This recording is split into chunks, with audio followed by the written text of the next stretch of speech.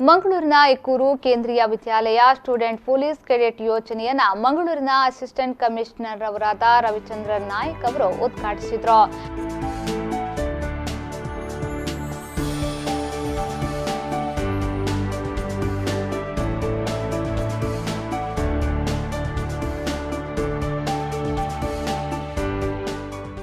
ಬಳಿಕ ಮಾತನಾಡಿದ ಅವರು, ಭಾರತದ ಮಾಜಿ ರಾಷ್ಟ್ರಪತಿ ದಿವಂಗತ ಡಾಕ್ಟರ್ ಎಪಿಜೆ ಅಬ್ದುಲ್ ಕಲಾಂ ರವರ ಕನಸಿನಂತೆ ಸ್ಟೂಡೆಂಟ್ ಪೊಲೀಸ್ ಕೆಡೆಟ್ ಕಾರ್ಯಕ್ರಮವನ್ನು 2010ರಲ್ಲಿ ಕೇರಳ ರಾಜ್ಯದಲ್ಲಿ ಕೇರಳ ಸರ್ಕಾರವು ಪ್ರಾರಂಭಿಸಿತು. ಅದರಂತೆ ಮಕ್ಕಳಲ್ಲಿ ನವ ನಾಗರಿಕ ಸಮಾಜದ ಸುಧಾರಣೆಗಾಗಿ ನಾಯಕತ್ವ, ನಾಗರಿಕ ಜ್ಞಾನ, ಕಾನೂನು ಸ್ವಯಂ ಶಿಸ್ತು, ಧೈರ್ಯ, ಪರಾನುಭೂತಿ, ನೈತಿಕತೆ ಮೌಲ್ಯಗಳನ್ನು ಅಳವಡಿಸಿಕೊಳ್ಳುವ ನಿಟ್ಟಿನಲ್ಲಿ ಈ ಯೋಜನೆಯನ್ನ ಜಾರಿಗೆ ತರಲಾಗಿದೆ ಎಂದರು.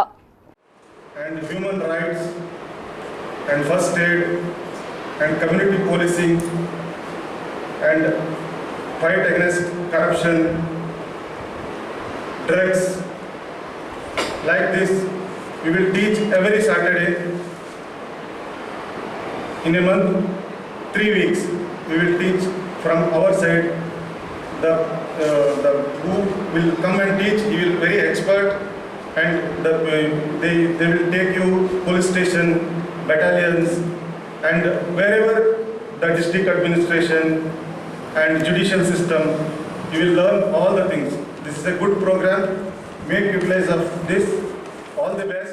ಡಾಕ್ಟರ್ ವಿಕ್ರಮ್ ಆಮ್ಟೆ ಅವರು ಎಸ್ಪಿಸಿಯ ಕಿಟ್ ಅನ್ನು ವಿತರಿಸಿದ್ರು. ಕೇಂದ್ರೀಯ ವಿದ್ಯಾಲಯದ ಪ್ರಾಂಶುಪಾಲರಾದ ಎನ್ಎಸ್ ಯಾದವ್ ಅವರು ಈ ಯೋಜನೆಯ ಉದ್ಘಾಟನಾ ಸಮಾರಂಭದಲ್ಲಿ ಭಾಗವಹಿಸಿ ಎಲ್ಲರನ್ನ ವಿಶೇಷವಾಗಿ ಅಂದ್ರೆ ಯಾವುದೇ ಹೂಗುಚ್ಛವನ್ನ ನೀಡದೆ ಪುಸ್ತಕಗಳನ್ನ ನೀಡುವುದರ ಮೂಲಕ ಹೃದಯಪೂರ್ವಕವಾಗಿ ಸ್ವಾಗತಿಸಿದ್ರು.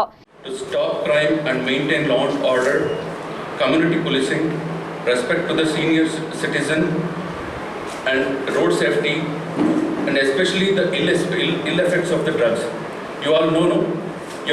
There may be some people who are trying to sell drugs to the children. You must have read it in the newspaper, isn't it? Yes. Yeah.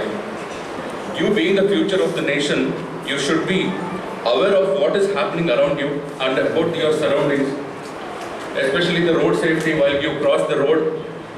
As you all know, police cannot be around and all officers who are responsible cannot assist you every time.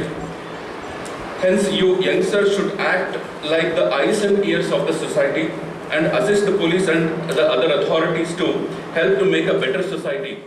ಈ ಸಂದರ್ಭ ಶಿಕ್ಷಕರಾದ ರಾಜರಾಮ್ ಭಟ್, ಶರತ್ MA, ಮಂಗಳೂರಿನ ಸಹಾಯಕ commandant Raju, 7ನೇ ಪಡೆ KSRP ಮಂಗಳೂರಿನ ಪ್ರಮೋದ್ ಕುಮಾರ್, ಕೆಎಸ್ಆರ್ಪಿಯ ಗಣೇಶ್ ಹಾಗೂ ಎಸ್ಪಿಸಿ ಯೋಜನೆಯಲ್ಲಿ ಆಯ್ಕೆಯಾದ ವಿದ್ಯಾರ್ಥಿಗಳು ಹಾಜರಿದ್ದರು.